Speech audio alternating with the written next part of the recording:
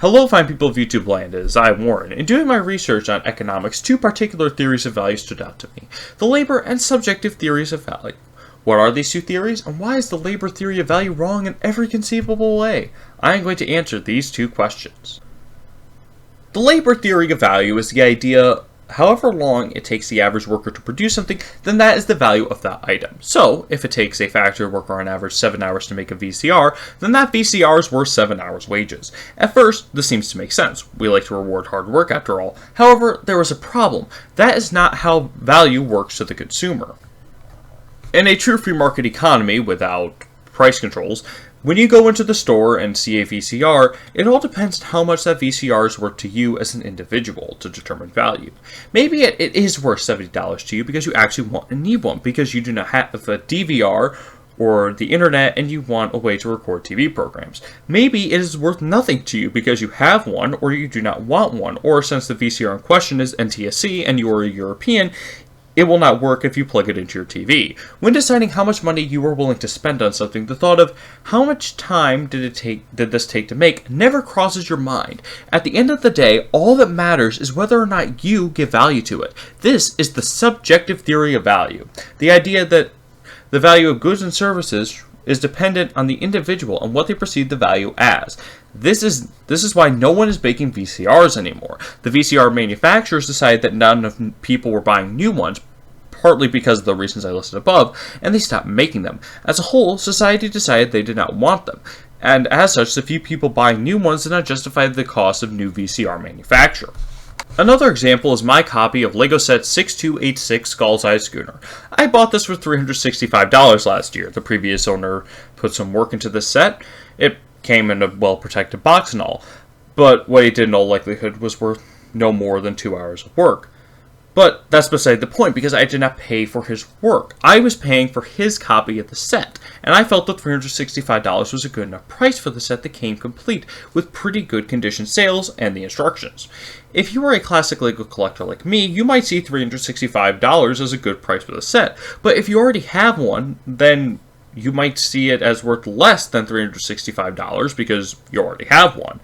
Of course, you might also see it as a good long-term investment and be willing to pay that because the price of these things actually goes up faster than inflation. But many people see very little value in these, which is why occasionally friends will give these to their other friends for free. But why do people believe in this labor theory of value? For that, we need to look at who believes in the labor theory of value to understand why they believe it.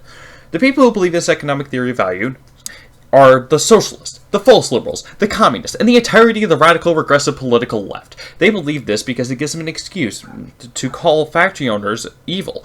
Under their idea of value, if a VCR is worth 7 hours' wages, we will say that's $10 an hour to keep it simple, the only way for the evil factory owner to make a profit is by paying the employees less money than the value of the VCR. So maybe the evil factory owner pays $35 to the man who builds his VCR, and then he sells it for $70, so the evil factory owner made $35 of evil profit. This is why the Reds believe that profit is evil, and why they believe that profit is exploitation. However, they forget that the VCR, until sold, belongs to the factory owner.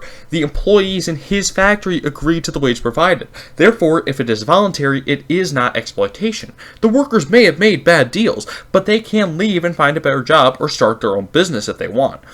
If this was the diamond mines of Central Africa, where people are forced to work at gunpoint, then it would be exploitation. But if it's voluntary, it is not exploitation. Also, the factory owner does work. He may not be on the floor assembling the VCRs, but he is in charge of making sure that his employees have the parts they need to assemble the product. And he takes on all the monetary losses if the VCRs that his factory makes go unsold. Either way, the workers are paid, so the owner is taking on monetary risk. But, of course, that would humanize the factory owner, and we can't have humanized people when we're trying to murder them, so the Reds often portray them as some sort of evil tyrant. It's also important to note that Marxists or anyone else who believes in this idea of value are hypocrites, because they are fine with tax. In fact, the political left champions higher taxes, such as in Marxism, where the state will take 100% of what you produce and redistribute it as they see fit. Tax, as we currently have it, is not voluntary. Therefore, it is actual exploitation. So, not only does the labor theory of value make no sense, It also proves the hypocrisy of the radical political left, as they see the factory owner as a bunch of greedy fat cats who never worked a day in their lives, but at the same time they see taxing the workers and giving some of that money to the unemployed people who are too lazy to get a job as a good thing. The hypocrisy of Marxist socialism is proved in the same theory of value upon which their ideology stands. Without the labor theory of value, Marxism falls apart, but with the labor theory of value, Marxism cannot stand up to scrutiny. They have dug themselves into a trap, and that is why I will hold my ground and decry anyone who thinks Das Kapital is worth the paper onto which it was printed. Alright, a bit of a postscript here. If you liked the video, if you hated it, let me know. Take care, God bless, and I have a blooper for you. If you like the blooper, let me know. Otherwise, I'll keep doing it because there are a lot of bloopers. Okay. Take care, God bless, see you in the next one.